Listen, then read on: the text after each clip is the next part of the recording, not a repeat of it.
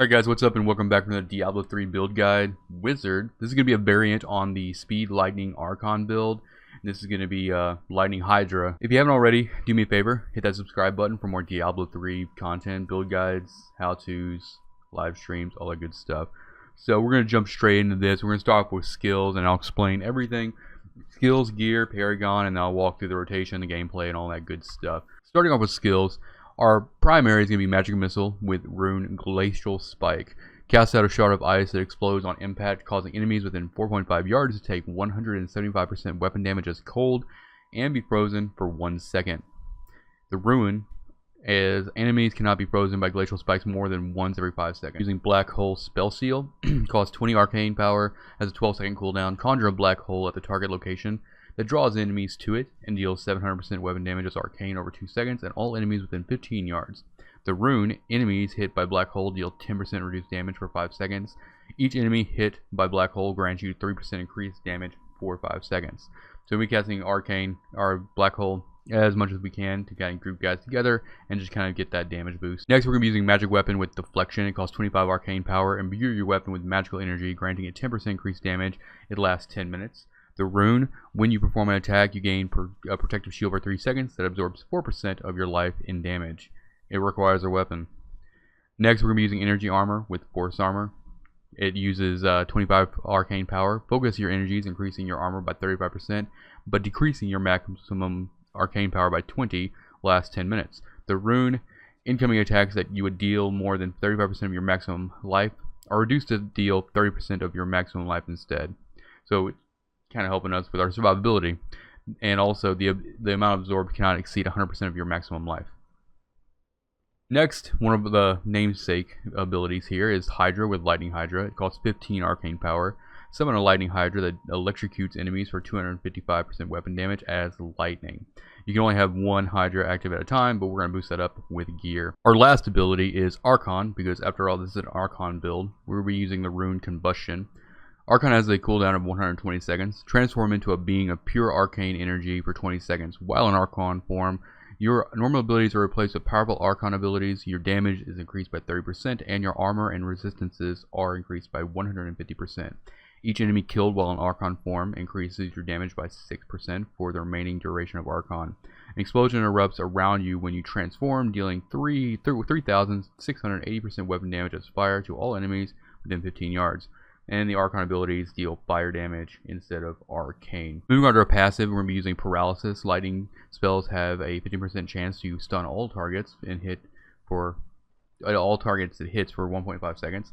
Unstable Anomaly. When you receive a fatal damage, you instead gain a shield that is equal to 400% of your maximum life for 5 seconds and release a shockwave that knocks back enemies and stuns them for 3 seconds. This effect has an internal cooldown of 60 seconds.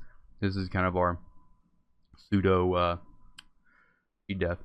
Power Hungry, you deal 30% additional damage to enemies further than 30 yards. And then our last passive is Evocation, reduce all cooldowns by 20%.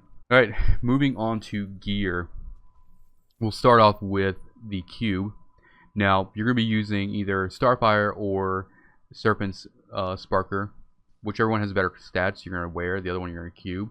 For me, it is Serpent's Sparker that is in the cube, and it allows us to have an additional Hydra at a time, so we can have 2 up instead of 1. For our armor slot, we're going to be using the Swami. The bonuses of Archon stacks now last for 20 seconds after Archon expires, and I'll go over how that works and everything in the rotation gameplay portion.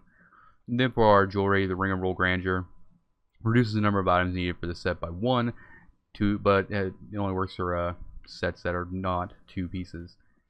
Moving on to the gear, we're going to be using 3 pieces of Veers, and then we're going to be using 5 pieces of Talrasha. So I'll go through each one of these sets and explain how everything works, and then also each slot and tell you what stat rolls we want in each of this as well. Starting off with Talrashas, the 2-piece set bonus. Damaging enemies with arcane, cold, fire, or lightning will cause a meteor of the same damage type to fall from the sky. There's an 8-second cooldown for each damage type. And then for the 4-piece set bonus, arcane, cold, fire, and lightning attacks each increase all of your resistances by 25% for 8 seconds. Last 6-piece set bonus. Attacks increase your damage by 750% for 8 seconds. Arcane, Cold, Fire, and Lightning attacks each add 1 stack. At 4 stacks, each different element attack extends the duration by 2 seconds up to a maximum of 8 seconds. Now, moving on to beers. We're going to be getting up to the 4-piece set bonus here. The 2-piece set bonus, Archon gains the effect of every rune. And then for the 4-piece set bonus, Archon stacks are also increase your attack speed, armor, and resistances by 1%. Alright, so what we'll do is we'll start off with the set pieces and we'll go over what stats you want on each one. Now, for the helm, you're going to be looking at int, life percent or vid, and then you want critical hit chance. For the shoulders, we want int, vitality, maybe some resistance, and then we also want cooldown reduction as high as possible. Try to get it at 8. For the amulet, we're going to be using where we want int crit crit, or we want crit crit cooldown, any sort of variation there. The best option here is actually crit crit cooldown, and try to get the cooldown as high as possible. For the chest piece is going to be kind of defensive here, so int vitality. You can get attack speed, it comes on the set piece as well, so it's kind of, and that's why we actually use the Talrash's chest. It gives us a little bit more attack speed there, and then we can get life percentages, a defensive ability. For the Talrash's gloves, we want int crit crit cooldown, get cooldown as high as you can. For the boots, you want int vitality, armor, and then whatever else may come on there. You can get a skill, mine just has regenerates. So for the pants, you want defensive as well. You want int vitality, armor, and then for the offhand, you're going to be getting crit, and then you want cooldown as high as possible. This is also important to actually have critical hits grant for arcane power as well on this. Moving on to our weapon, Starfire. Its ability is lightning damage is increased by 12% for every 10 yards you are from the target, and up to 40 maximum of 40 yards. And then we're going to be using we're going to be wanting cooldown reduction as high as possible on here, and then either attack speed and or damage percent bonus. Our rings are going to be Mandal's heal, and you're going to be wanting probably, I don't have any crit on this one actually, but you want to kind of aim for cooldown as well, so like crit cooldown or crit cooldown, whatever combination you can get. The other ring we're going to be using a convention of elements. This one I do have cooldown on and crit, but you just want a lot of crit, you want a lot of cooldown. For our bracers, we're going to be looking at having lightning damage on these. It's really important because it's going to change the damage type of our Archon when in Archon form. So you have to have lightning on your bracers or try to get lightning on your amulet. But it's easier to actually get on the bracers, considering that the amulet's going to be pretty difficult to try to get your crit and your cooldown as well. And you also want int vitality and then critical hit chance as well. And these Actionar's blood bracers increases the potency of your shields by 84%. This can actually roll up to 100%. So my roll is not great, but it does the job. For our belt, we're going to be using Frazula's Improbable Chain.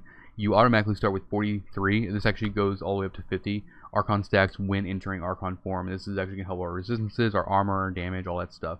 And you're going to want like int vitality, resist all, kind of defensive stuff here as well. Let's go into Paragon. For the core tab, we're going to be looking at movement speed, because we don't want any on gear necessarily. If you do happen to get some on your boots, then just deduct the percentage from here and dump it into intellect. For the offensive tab, we're looking at cooldown reduction first, and then crit chance, crit damage, and then attack speed. For the defensive tab, we're going to be doing resist all, life, armor, and then life regen. For utility, we're looking at area damage, life per hit, resource cost reduction, and then gold fine. Going back to gear, we're going to talk about gems a little bit. We're going to be using a emerald in our weapon. We don't want to actually have a rolled socket on here. If you have a Starfire or a Serpent Sparker that has a socket, roll that socket into something like cooldown, and then use a gift to actually put the socket on. Put an emerald in there for the crit damage. That's what we want here. For pants and chest, topazes for intellect. And then for the helm, we want a diamond for the CDR. For our legendary gems, we're using Zystones of Vengeance. Damage that you deal is increased by whatever percentage it's at for your gem for every 10 yards between you and the enemy. And then also 20% chance on hit to stun an enemy for 1 second.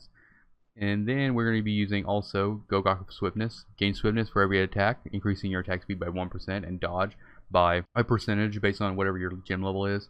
And then also gain 1% cooldown reduction per stacks of swiftness, and this will actually cap at 15 stacks, which is important. We also want to use Bane of the Stricken. Each attack you make against an enemy increases the damage it takes from your attacks by a percentage. And then the secondary ability is gain 25% increased damage against bosses and Rift Guardian. It's going to help us with Rift Guardian as a single target. Alright, so we're going to go to the gameplay now. So this is going to play just like a normal speed lightning Archon build with a few variations here. We're going to be trying to like time Hydra with the lightning COE proc. But when you first get into a Rift, I'm only jumping into like a normal Rift here just to show the rotation because gear is not optimized. And you'll have a lot better with augments and all that stuff. But with that being said, when you get into a Rift, you're going to go and throw up magic weapon and energy armor. Have those up at all times. If you die, then reapply them as soon as possible. A thing to note here is you're going to be wanting to use, before you actually enter Archon form, you're going to be wanting to use abilities to get your tile stacks up to 4.